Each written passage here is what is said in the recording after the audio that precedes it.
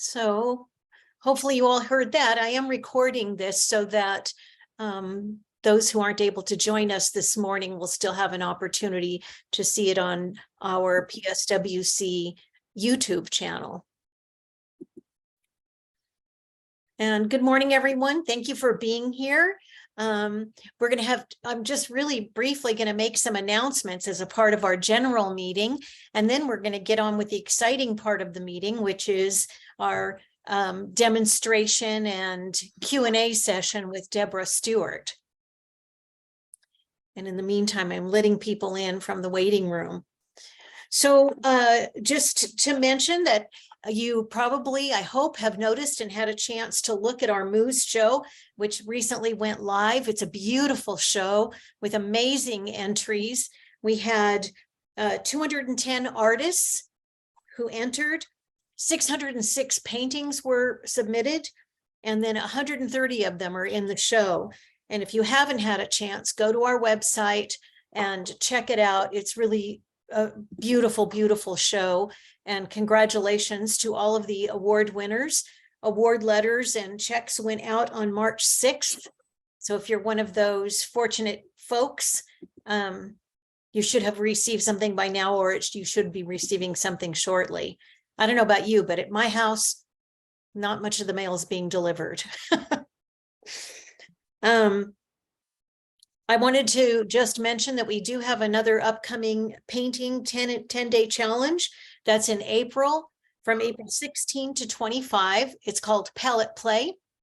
And you can check out more about that and also register for the challenge by going to our website, and it's under programs, and there's a place to sign up. So looking forward to that in April. And then I wanted to just mention that I need to make a correction on our website calendar, but for the 99 Voices Pastels USA show, our big in-person show that's coming up this year, the deadline to submit was moved to June 18. It was previously in May, but we don't really need that much time ahead of selection. So June 18 is the deadline for 99 Voices. And our next general membership meeting is going to be on June 11th. Artist TBA.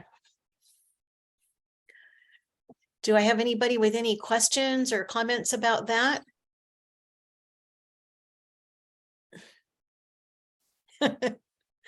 All those in favor of moving on to the demonstration? Okay.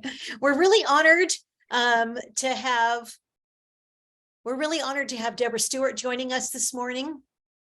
Deborah is a signature member and a master pastelist of the Pastel Society of America, and she's a member of the Masters Circle for IAPS, the International Association of Pastel Societies.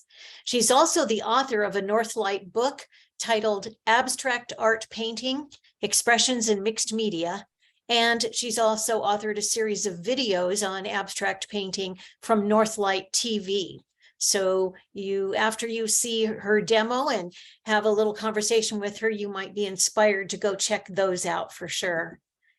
And so then without further ado, I'm going to pass it along to Deborah. Thank you for being here with us this morning. Hey, thank you. Do you need to spotlight me? Yes, I do.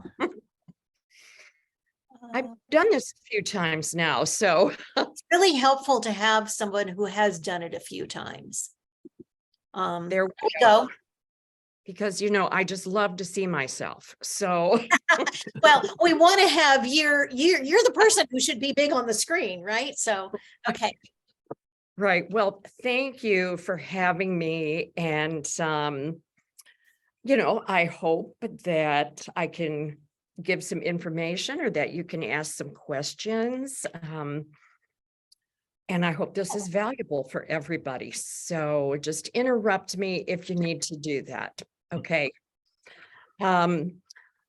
So I was going to start today with a PowerPoint. I've got a demonstration that I started. I've got a couple of them actually, but I thought it might help to do just a little bit. I'm going to try to, Could you enable my screen sharing? Yes, yes. Uh, mm, mm, mm, mm. If not, that's okay. Oh, no, I know I can.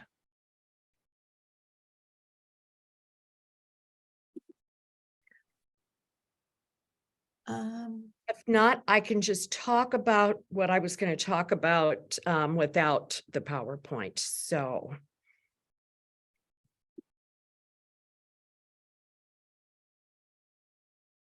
Okay, you should be able to now.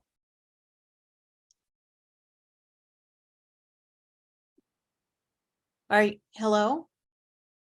Am I frozen? these PowerPoints. So I'm not going to show everything, but I thought I would just go over a few of these things. Because like I said, it just helps me stay on track. So, art for me has never been a straight path, and it still isn't a straight path because I go off in different directions all the time. That's just part of what I do. But, for me, I became frustrated with my art. I quit. I worked. I used my art as a coping mechanism through the years. I became more obsessed through time. See, I worked full time my whole life. 2013, that is when I gave up the full-time employment. So my art was an escape for me, and it really still is. But I revisit a lot of previous themes. Like I've always been inspired by plants and flowers and drawing plants and flowers. It has been nothing new for me to do. This is an earlier drawing that I did probably maybe in the 70s. And I've saved it through the years because even as I look at it now, it is something that I strive for, where there is evidence of nature, plants. It actually was a poinsettia plant that I drew with vine charcoal on some bamboo paper. And I love the lines, the overlapping, the movement across the page. It's something I still strive for today. And sometimes I get there and sometimes I don't, but that's always been an inspiration. Gesture drawing was always something that I loved in life drawing class, that drawing really fast and drawing movement and getting as much down as you could in a short period of time, maybe 1 minute or less. And so gesture was always the really important part of a figure drawing class for me. And when I was in college, I tell people that it took me a long time to get my bachelor's degree because I skipped a lot of classes and stayed in a life drawing class for 3 periods in a row, 3 life drawing classes in a row, and drew for 6 hours because I didn't want to go to Spanish or English. So it took me a while to get through. I just wanted to draw. And so some earlier drawings, I really drew very realistically. I was attracted to abstracts from the very beginning, but my instructor, who became a really important mentor to me, said you need to focus on the fundamentals of art because many abstract artists know how to draw. So that's what you need to do. You need to focus on the fundamentals. So here are some earlier things that I did, which I show. My husband says, well, you need to show people some of the earlier things so they know you know how to draw. So he knows nothing. So I did a lot of self-portraits, again, drawing from life, because that is what I did. I drew from life. I drew what I saw. And like I said, I also became very fascinated with flowers and plants because once I was not in college any longer, I needed to draw something. What did I have around me? It was flowers and plants. And so I drew those. And I drew large drawings, full pieces of paper, big diptychs, graphite, used photographs that I took in black and white, and did a series of flower drawings like back in, I don't know, late 70s, early 80s. So I've been at it for a while. Just, drew a lot from photographs. And I was always looking for another way to interpret nature. That was always something I was drawn to, but I really did not know how to go about doing that. I had no idea. I was searching, looking for different resources, and there really wasn't a lot out there. I experimented with watercolor for a while and this is an earlier watercolor that I did probably in 1980. And I took some photographs that I had taken of flowers, and I drew little portions of them.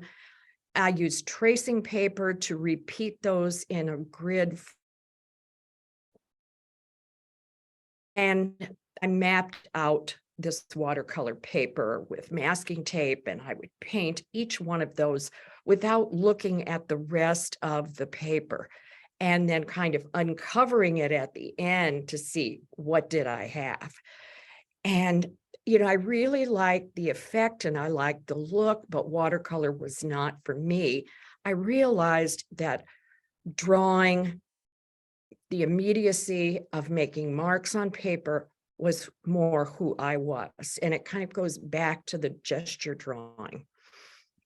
But that was a really important thing for me to do because it started to teach me about how I could find abstraction in nature and in some of the things that I had already been doing. So the frustration for me happened because I just wanted to get away from using photos. That was my feeling, because I wanted to find something more personal, something that I could do in a different way. So what I started to do was started cutting photos apart, cutting them up in little portions, and I went back to drawing and just charcoal for like a year. And then I started adding little bits of pastel that I had. I did not have a lot of pastels, but it was, really important part of the process for me. Anything I've done has been little steps forward, never, workshop on this is how you do it. It's all been this, searching and looking and trying to figure things out. This was an earlier pastel that I did. Also, I took some photographs of leaves on the ground, and then I cut them up in little pieces with my scissors. And I took each one of those pieces, and this was La Carte paper, and I had bought some more pastels. I had gotten some iridescent Sennelier, and I started drawing these little portions of the photographs of leaves, and then I would glue them. Each of these are like 6 by 6 inches. So I would glue them in this format back to the grid that I was doing with the watercolors, and just kind of moving them around. But it was teaching me really about the shapes in nature, abstraction in the real. So I did that for quite a while. I cut things up. I would start something, I would cut it into thirds. I would move things around in different orders and glue them down. So, I'm still I haven't done that for many years, but it still is an interesting concept to me to do that. And maybe I'll do it again. Collage is kind of interesting to me right now. So these are some of the really early things that I did, all kind of experimental little pieces, gluing them down. So, I think everything leads us on to where we are now. So I don't think there's anything that really is a waste of time, even though it may seem sometimes like it is, or I don't know what I'm doing. In 2006, I took an intuitive drawing workshop from an artist in Minneapolis, Clive King, and that was a wild time. And I drew on 8-foot pieces of paper stapled to these big pillars. And we had no reference. He put on high energy music and we just started mark making. And then we drew on each other's work and we painted on it and a model would go through. And it's, that was just a great experience. I didn't learn a technique, but I was pretty energized after that. So it really changed things for me. It motivated me. I think a lot of times a workshop, I've attended some, I've taught several. Sometimes I think it's not so much the content a lot of times as it is the experience of being in the workshop that is the motivation. I mean, we all want to, learn some things from a workshop, but sometimes they are, you're not really sure what it was until after it's over. So anyway, I've done a lot of experimentation. I still do, I like to take risks. I like to shake things up. I don't like to do the same thing over and over again, although some of the florals that I do have become, a pretty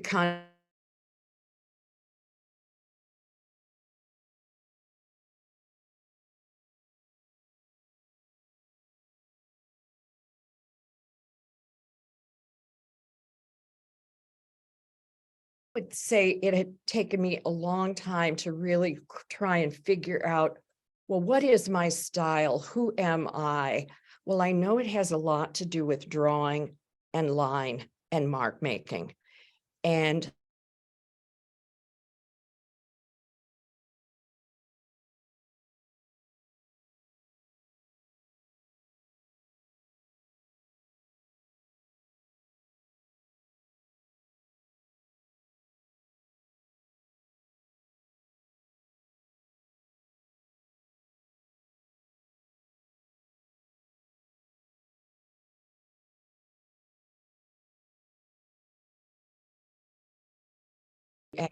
Pastel.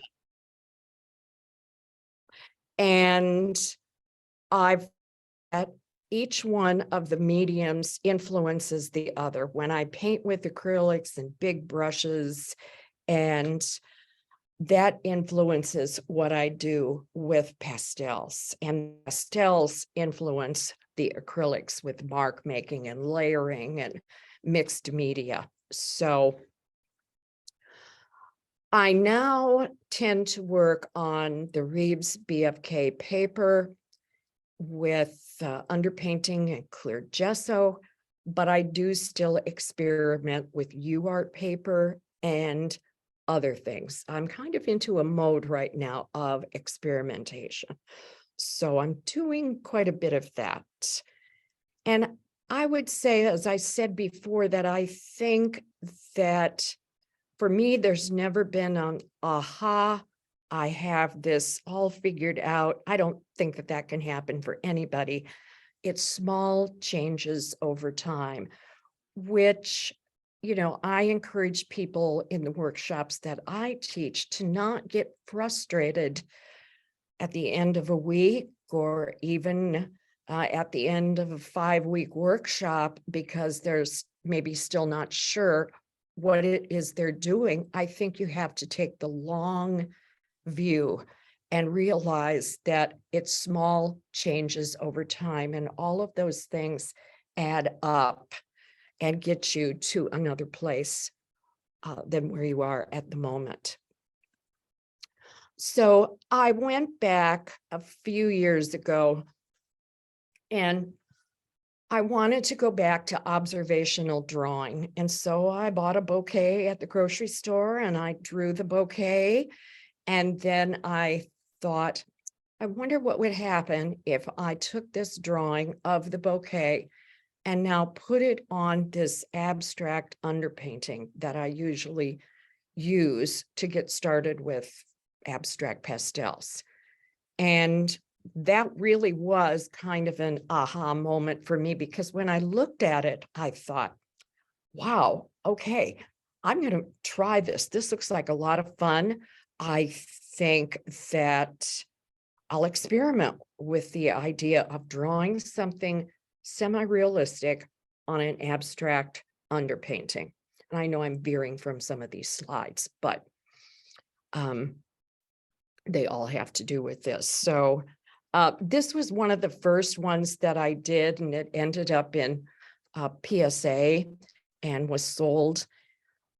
But, you know, flowers and abstraction to me are flowers are shapes, just like any other shapes. To me, the things that are abstracts first and flowers second. And I love combining different techniques and approaches. And it helped me see something familiar in a different way. And so then I experimented with imaginary landscapes in the same way. Flowers, again, so many different variations of flowers that I have tried to do, some of them more realistic than others. Faces. I thought, well, I think I'll try faces. I drew faces a lot in my early 20s, and I don't do this a lot, and I don't do figures a lot, but it still is another way to combine abstraction with something realistic.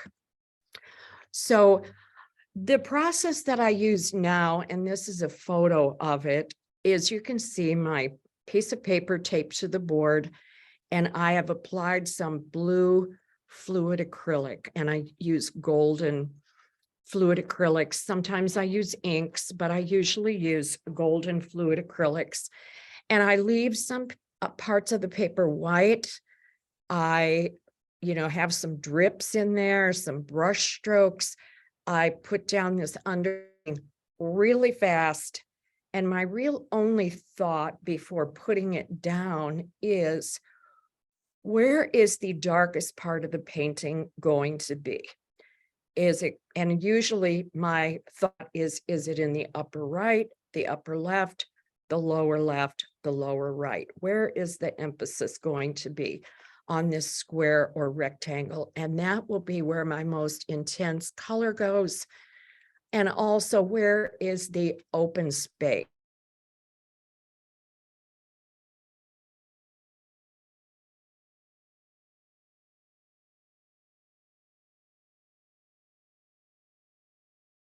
Is here. And so that is my process, is paint the paper, then I dry it and I draw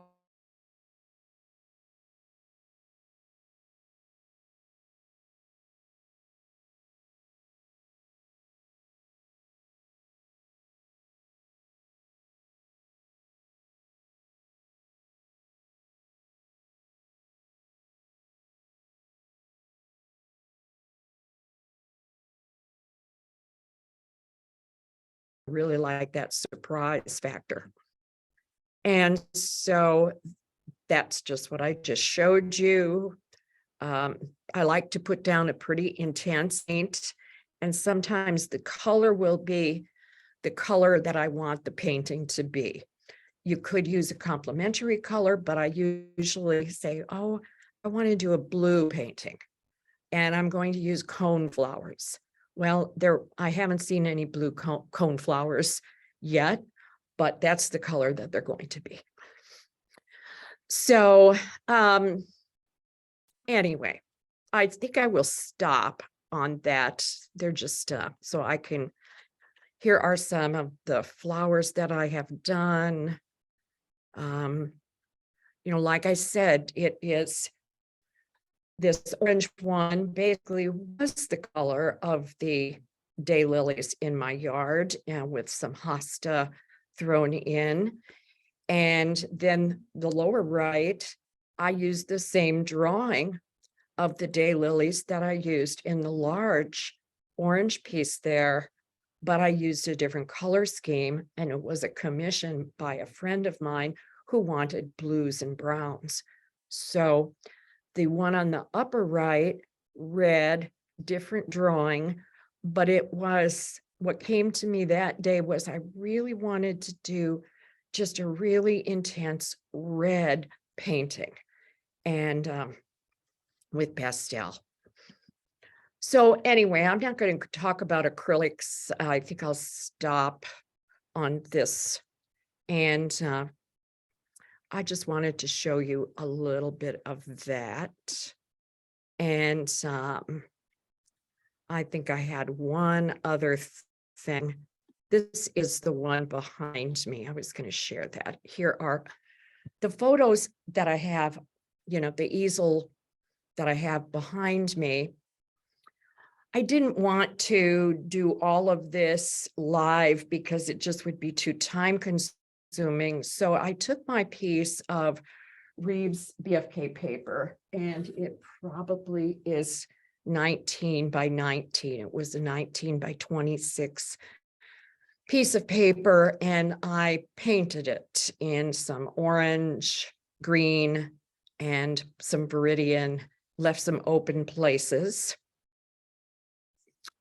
And let's see. Okay, I wanted to go, okay, here's the next one. There's a drawing that I used for this, and a big daylily, part of a hosta, and some other flowers. And I keep all of these drawings in a folder, and I use them interchangeably.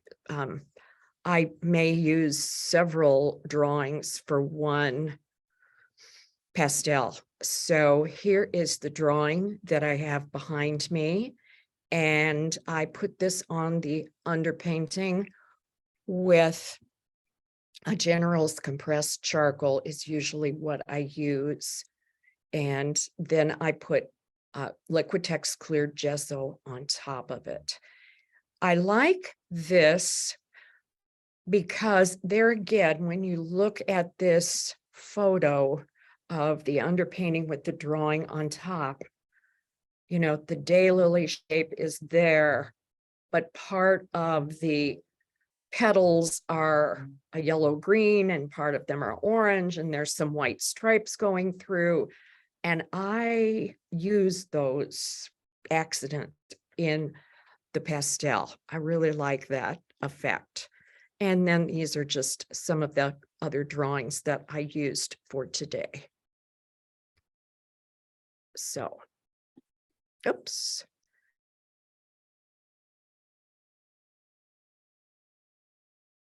Lot of classes up here in my page. And I start another one this coming Saturday on just abstract florals and gardens. So anyway, so here we are. I want to stay on track.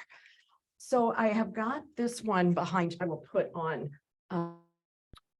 the webcam so that you can see better, and I will apply some pastel. The only thing I did differently from the photos that I showed you, when I looked at it, I thought there needed to be some more line, and this needed to be a little darker, because one of the things that I like to see is I want to see some value in the underpainting. If I have an underpainting that has value and has a little bit bolder, brighter colors, then it's going to turn out better for me. Now, I don't know how this will turn out. I never know when I do a demonstration, which makes me nervous. So I'm going to switch over.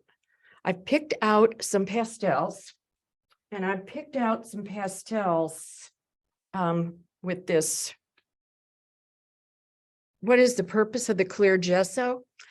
The purpose of the clear gesso is, if you can hear that, it has a gritty surface now.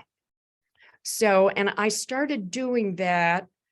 I used to work exclusively on Wallace paper, and I spent a lot of money on it. And I started reading different people's blogs and information. And I think I came across Rita Kirkman using Liquitex clear gesso and thought, well, I'm going to give that a try. And I really liked the process of that.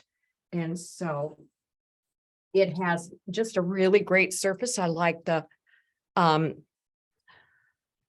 texture that the brush marks make. And no, I did not fix it. And so I'm going to put on my webcam, and I'm glad you're putting in your questions. Whoops. I'm sorry. I just stopped my own video.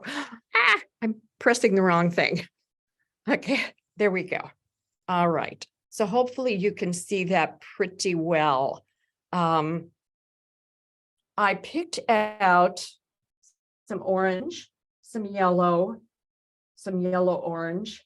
I don't have a lot of reds, but they may end up in there. And then some of the Discord colors. I know I have some blue, some different greens, and some violets. As I was, and they're all different values. So I have them lined up here next to me in the range of values. And what I'm going to do first is, and I will try and talk loud. I don't have my Apple AirPod things in, but I will try to talk loud. And if I don't, then remind me I need to speak up. But I'm going to put in some of these white areas first, because I really like some of these white stripes that were created by the brush strokes. And a lot of times I look around for those, and I really like to kind of keep those because it just makes it more interesting. And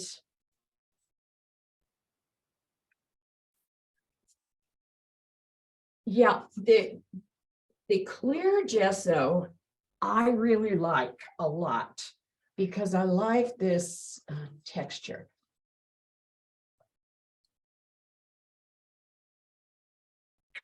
All right, I think that maybe is enough, but there are some little places here and there where that white is there, and I like to play with that.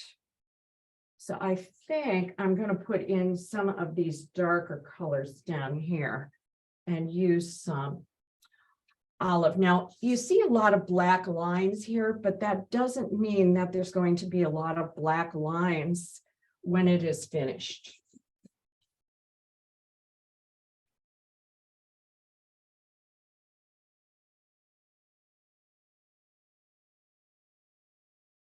And I like to move that color around. Where else can I put this color? I put it here, but where else can I move it to?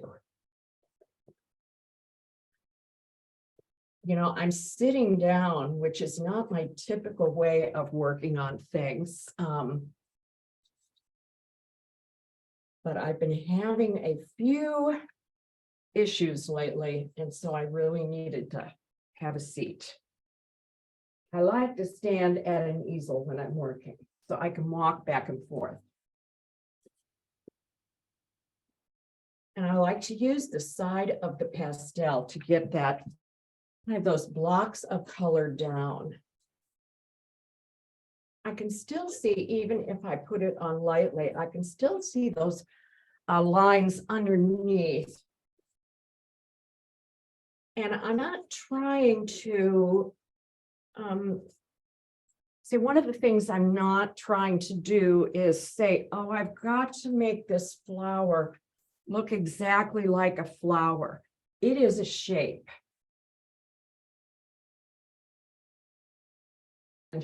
that's great, but it may just.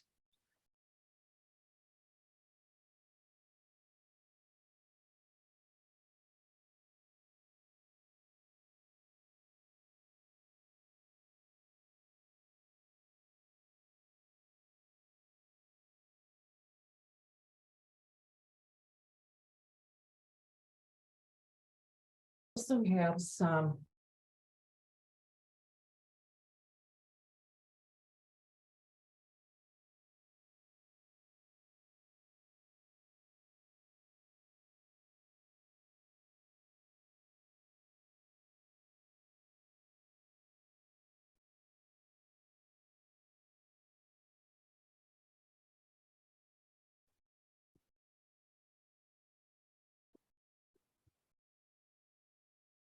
You know, and the other thing that I really like about this surface is it really glistens when you put the pastels on this surface with the clear gesso. It hits the ridges of the brush application and it just sparkles.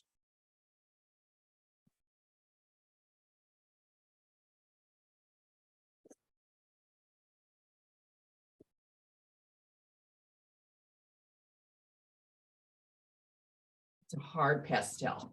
I think I'll put that in some different places.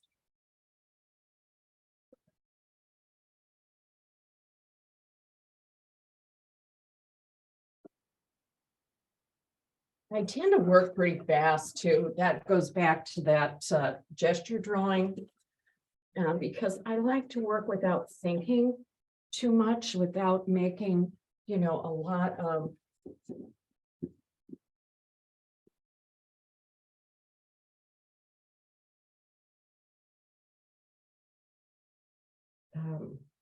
I just try to not judge what it is I'm doing too much while I'm doing it.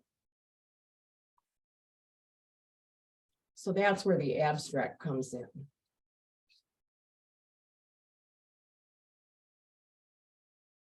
We need some darker right up in here, and maybe even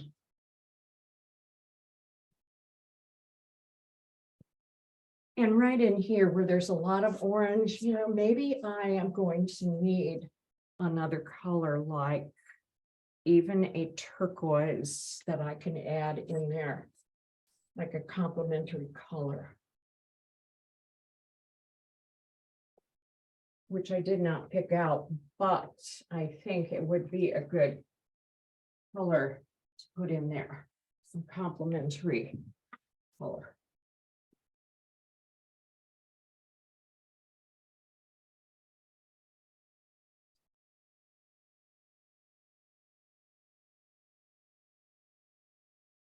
And even a little red might be nice in here.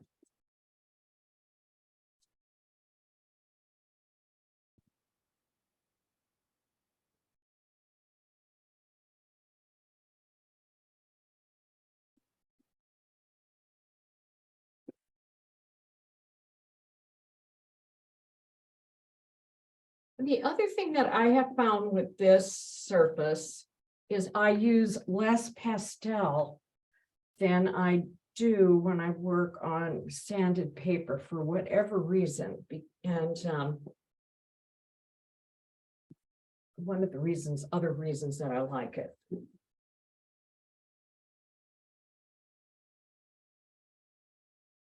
All right.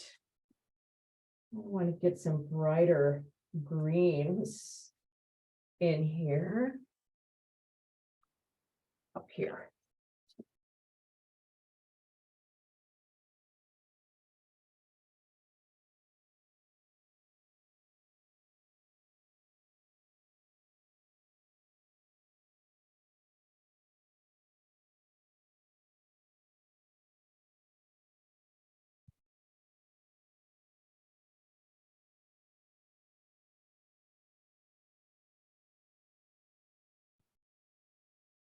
And I think there is some green here, so I'm actually little bit of green in here with some line.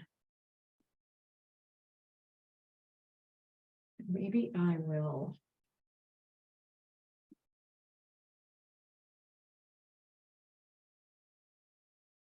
Once I have, I have a drawing that I showed you that I started with, but I don't refer back to that drawing after I've used it.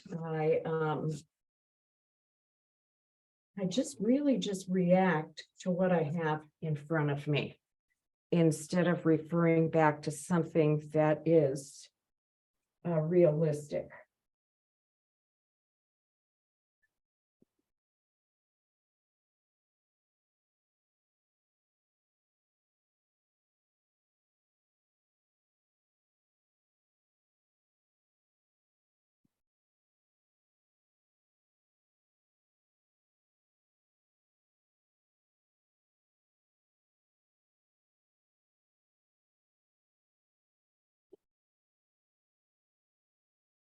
And I do have different pastels here.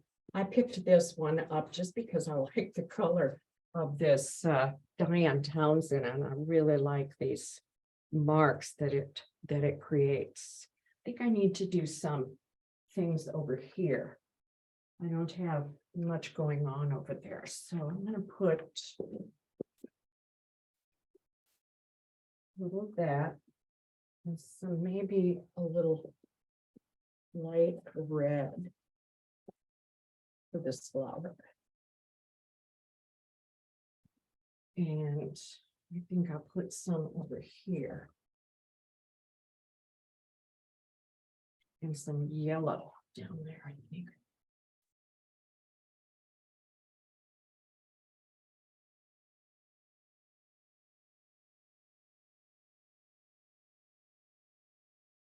So I guess right now, everything is pretty much about color and really abstract shapes. That's really what everything is about at this stage.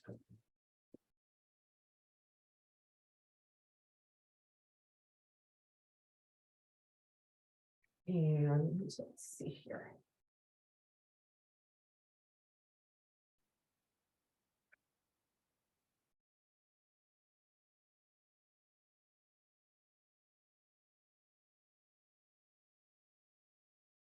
And the other thing, when I'm deciding what to draw on an underpainting, and as I'm looking through my drawings to make decisions, I think, okay, I want, a big shape, which was what this was. I want some smaller shapes, which is what I have over here, and some smaller shapes here, some medium-sized shapes. And it's all about placement. Where am I going to put these things? I do not draw them exact or put them on the paper exactly the way that I drew them. It's all really about arranging things. I could use the same drawing multiple times and just arrange them all differently and put them in different places. So I like to do that. I think I'm going to add some little bit of lavender. And I think it's all about value also.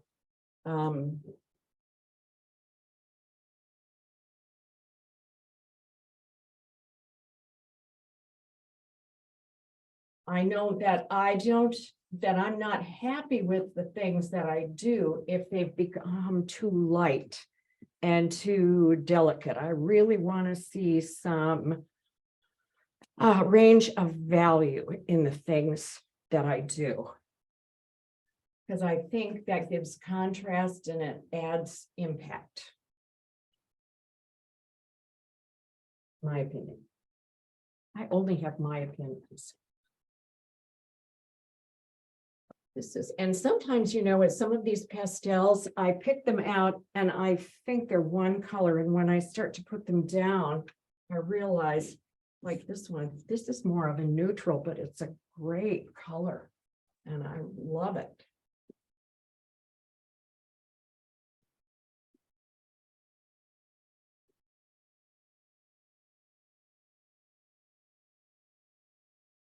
Mark making. Really, that's really what I'm doing here.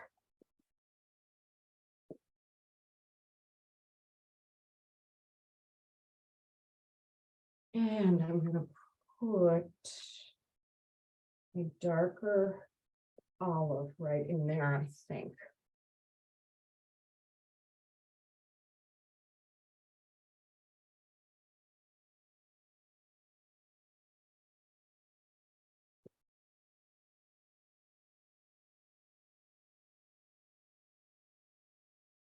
I like this blue line. Let me know if I'm running out of time here. And the other thing with colors is that I think about is orange and blue or orange and green. I want to have different variations in my color. I don't want all colors to be the same. Like I don't want to pick out all yellow greens. I want to have some blue greens. I want to have some pure green, such as the green I'm putting down right now. I want to have some neutral greens with orange. I want to have the different variations in orange. And that's what I'm really striving for.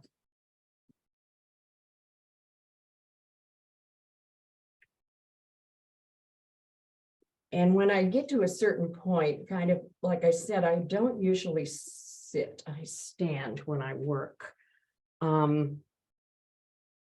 But I usually take photographs of everything that I do so that I can look at the photograph and see, well, where do I need to go next? Where else do I need to put a red line? Where else needs a darker, bolder color?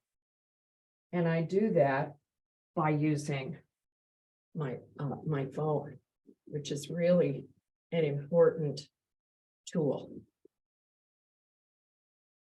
along the way, not just at the end when I'm all finished, but most everything I do, I take a photograph of it while I am working on it, and I look at it in the phone. Because sometimes you get too close to something and you don't see what you are doing and you need to back away from it. You need to look at it in another way.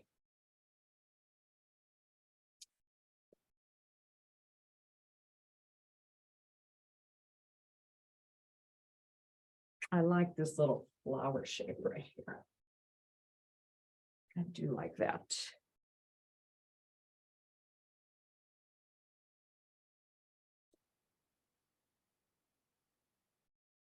And I think that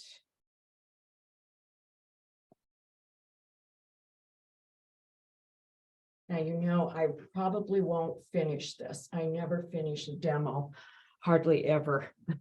I have to. That is the other thing, is I have to let things sit and I have to look at them and I take them home and in my phone and I look at them, and sometimes I will use Procreate, sometimes not, but sometimes it's just the act of getting away from it and looking at it and taking a step back. That's so important.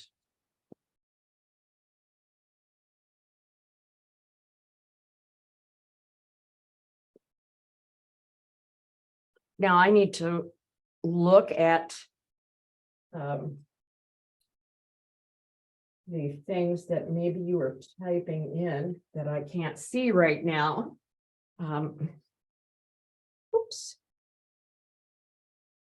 You know, I do love these Diane Townsend pastels. I need more of them, I think. I think they're just wonderful. Deborah, it's mostly comments of admiration and amazement. Oh. Not so many questions at this point. Oh, not so nice. Oh, I so appreciate that. Lorraine does ask what variety of Diane Townsend pastels you use. Oh, the tirages, I really like those so much. You know, this looks pretty good in the monitor as I'm turning around looking at it. It's like, okay, all right. I think, you know, you're on the right path here. So that's the other thing is the monitor when I do a demo gives me kind of a good clue as to, okay. And Deborah, do you use multiple layers of gesso or? Just one. Okay. Yeah, just one. But you can see you know, a lot of the black lines are starting to go away. I'm glad that I darkened this. That really needed to happen. And I picked out this blue, which I think really looks good. I need to put that somewhere else, that blue. I think I'm going to move that blue up here a little bit. So you see, it's not a lot of, I have to make this look like a flower. To me, it is an abstract based on a flower. And let me go back to the FaceTime camera here, and which you can see it now in a different way because the lighting is different. But this is really how I start all of those floral abstracts that I do. So there's a question about whether or not you pre-select your colors. Yes, you know, I did. I have them laid out next to me down here, and I usually line them up in order of value. And so I had an orange line of colors. I had a green line of colors. I picked out some neutrals, and I like to pick out from dark to light and the variations. And I like to get them out and lay them out. And actually, I just flipped over I have these Dakota boxes with the foam lid. So I just flipped them over and I started lining up the pastels. And instead of going in and looking and picking, and I've already got them out. So that is what I like to do. I can always go back in and pick out more later, but I like to kind of limit the colors at first to get it started. So great. And as far as the underpainting goes, do you leave areas of it uncovered? And what if you weren't on white? What kind of paper is this? it's Reeves BFK paper, and it's actually printmaking paper. And I was experimenting with different things to do. I was using golden ground for pastel. Then I transitioned over to the Liquitex clear gesso. But in the beginning, I was painting the whole paper like orange, and it was really highly textured. But then I went to a workshop by Dawn Emerson, and who Dawn, you know, I love Dawn's work, and she was close by Chicago, so I went. She was leaving parts of the paper white, and I thought, this, you know, beginning with this abstract underpainting in the beginning, and of course she's placing animals on top of an abstract painting, which really divides that animal up. And so then that was a tweak that I made in my process was I don't need to paint the paper the same color everywhere. I can leave some open spaces, and those open spaces and the underpainting starts that abstract process. And with flowers, I like those little spots of white, because even in a garden or a bouquet, there's that negative space.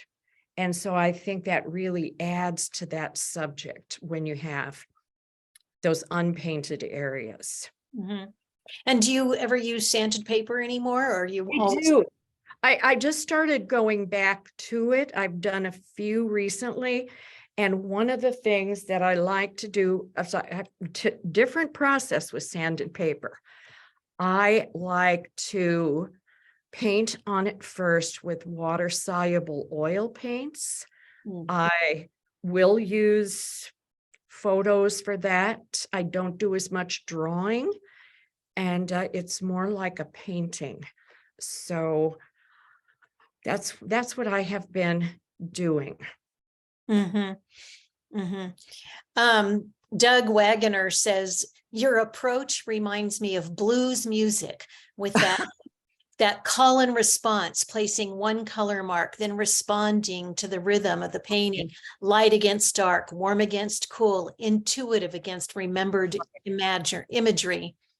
Right. Yeah. And that's where, the abstract painting, it all has an influence on each other. So, the pastels, there's nothing like pastels, really. It is, it's a wonderful medium. And I love the immediacy of pastels, the mark making, even the sound and the feel on paper I just love it. So yeah, I get hooked on the dirt under my fingernails. Somehow makes me happy. yes, yeah. Yeah, so, I'm not going to work on this, but here is a little non-objective that I put some black water-based oil paints on it. I put some red on here and just some mark making. And I'll turn this eventually into kind of a red, neutral abstract. So, but I have also recently done some on the sanded paper of some florals, like I said. So it's great. That's amazing. It's fabulous to watch. Thank you. I hope it's been helpful. So any other questions from the group? Karen says it was a wonderful demo. Great to see more of your process and hear how you got to where you are now with your art. Thank you. Thank you. Well, the last few years since COVID, has been it's been a strange time. And I am here in my studio that's outside of my home, but I have been teaching a lot of Zoom workshops from here. So I have one spot open if anybody is interested, and that starts this coming Saturday, the 18th. So I only take 10 people. So I have one spot open, and it should be an interesting group. It always is, but we meet for about 2.5 hours, and 9:30 to noon Central Time. And if anybody is interested, you can let me know. But I've been doing them quite often. And this time I've got a couple of people from the UK and someone who is 90 from Australia who is taking it. So it's inspiring to me that, let's just all keep going and creating no matter what. So that's what's so important, I think. We have a couple more questions. Peggy is asking, when you go to frame this, do you mount it or is the paper free hanging? Well, usually what I do now if I send something to PSA, which I did last time, what I do is I don't glue it. I put it on the backing board. I put I use expensive plexiglass, the non-glare, scratch resistant museum plexi, and I put it right on top. And I use the framer's tape to hold it together and pop it in the frame and put a backing paper on it. And that's what I do. Mhm. So, Okay. And then Becky's wondering how you don't get a mess when you're putting the gesso over the compressed charcoal. well, sometimes it does create a mess. And it's really, I like that because it adds to the value range of the underpainting.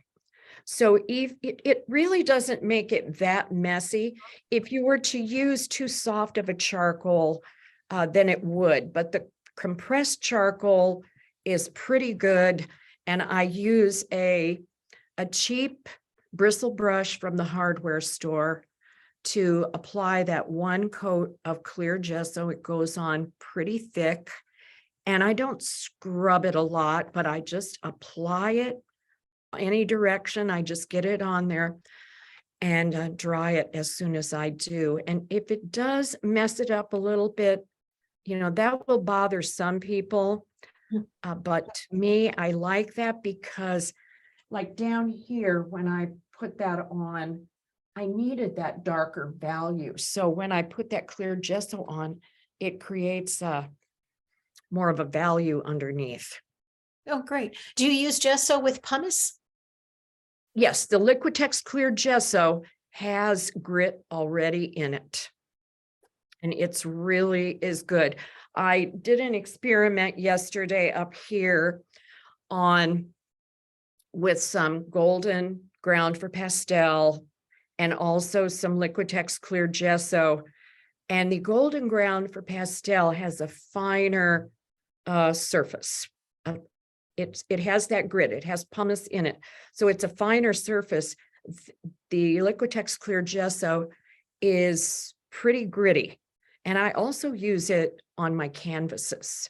I like to use natural colored canvases to paint on recently. And so I put that Liquitex clear gesso on there too. Okay. Well, Deborah, I think we have a few people that joined thinking we were starting at noon. There was a little confusion about that. So I just want to assure everyone that this is being recorded and we will post the link to the recording by tomorrow. And it would be great, Deborah, if you do, when you finish this painting, if you'd be willing to, post it to our Facebook page, and I can include the link again there so that we can see how it all turned out. Okay. All right. Well, it's, so far so good. I'll stay. So far I'm not going to paint over it, because some things that don't turn out, I take that clear gesso to it and go right over it again. So I think this one will probably be okay. Yeah. But it's beautiful, and it's been really, really fascinating to watch your process. well, thank you. I have stuff on YouTube also, that whole social media thing. So if anybody wants to tune into any of that, please do. So, and thank you. Thanks for all the questions. And let me know if there are any questions in the future. And I will send you a photo when I'm finished.